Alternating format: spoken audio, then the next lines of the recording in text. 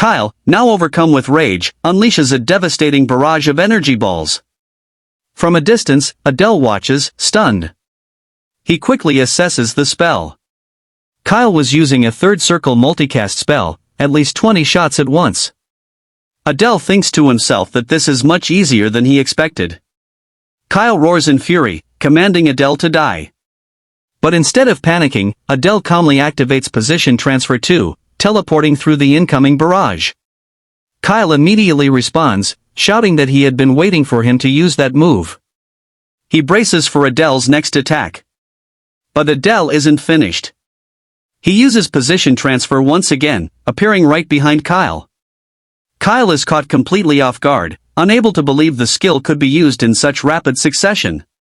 Adel silently prepares his next move, conjuring a black, ominous energy in his palm.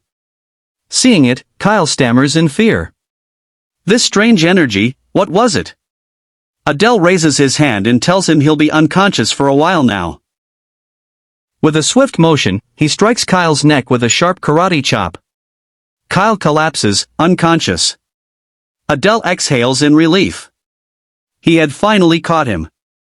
As he rummages through Kyle's belongings, Adel reflects. Kyle had gone to great lengths just to kill him. The thought crosses his mind, should he kill Kyle now and end this? But no. There's still too much he needs to know. Information Kyle might have. And beyond that, there's Ray, Kyle's sister.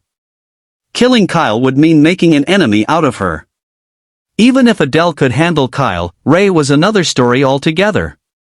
By now, she had probably recovered thanks to the protagonist's help and had even become a dragon contractor. With the heart of a dragon, she now possessed an overwhelming amount of mana, well on her way to becoming a powerful mage worthy of her role as the story's heroine. If she were to seek revenge for her brother's death, Adel knew even he wouldn't escape unscathed. Their bond was that deep. Looking at the teleportation device in Kyle's belongings, Adel deduces that it had likely only been used to transmit information, which means Kyle wouldn't yet know that Ray had been cured. He probably still believed she was suffering. Even so, Adel can't just release Kyle.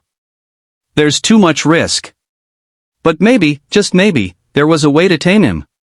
Moments later, Kyle regains consciousness. Groaning in pain, he hears Adel's voice asking if he's awake. Kyle opens his eyes and immediately panics, shouting in confusion. What trick was this? Adel remains calm. Trick? What did he mean? Kyle demands to know why he wasn't killed, why Adel had waited for him to wake up. Adel admits he waited, yes, but that doesn't mean he did nothing while Kyle was unconscious. He reveals a small, squirming creature, the leech-like parasite known as twin goo. Kyle stares at it, horrified. Adel asks if he recognizes it. Kyle gasps, realizing the truth. So Adel could even manipulate poison now? Adel confirms it. Twin goo was an extremely deadly poison. Even the slightest external stimulus would kill the host. But it only worked when implanted in two different bodies. Kyle's face falls. Twin goo? Two bodies? He hesitates, then asks, what did Adel do to him? Adel doesn't flinch. He says it plainly, the other half of the twin goo is inside Ray. Kyle is stunned. Adel explains that Ray's body, while rare, was uniquely susceptible. Her mana sensitivity was so extreme that her heart couldn't handle it. That made it easy for the venom to take root. Still, he reassures Kyle, just because her condition is rare doesn't mean it's incurable. Kyle, processing everything, begins to connect the dots. So this poison could actually help? Adel confirms. He could cure her. The twin goo feeds on mana, and Ray's overflowing mana had always been the problem. The venom, in this case, helped stabilize it. Kyle scoffs, refusing to believe that someone like Adel could do what top human mages couldn't. But Adel smirks. Clearly, Kyle hadn't done his homework. Housebear's twin goo specifically consumed the host's mana, and that was exactly what Ray needed. Thinking to himself, Adel is confident Kyle is already falling for it. The parasite is playing along with his act, and everything is going smoothly. Kyle goes quiet for a moment, then speaks. He understands. The venom's parasitic nature actually helped Ray. But then he shifts. What did Adel want? He wouldn't reveal all this without some ulterior motive. Adel confirms. He has two conditions. But first, he glares at Kyle and Niels, red energy flaring around him. Some of it strikes Kyle, making him groan in discomfort. Adel tells him bluntly, he doesn't like Kyle's arrogant attitude. He shouldn't forget that both his life and Ray's are now in Adel's hands. Kyle relents. Fine. Adel continues. The first condition is for Kyle to use the device to send false information to the Imperial School, specifically, that the third-year hero candidates will be attacked at Saitan. Kyle glares.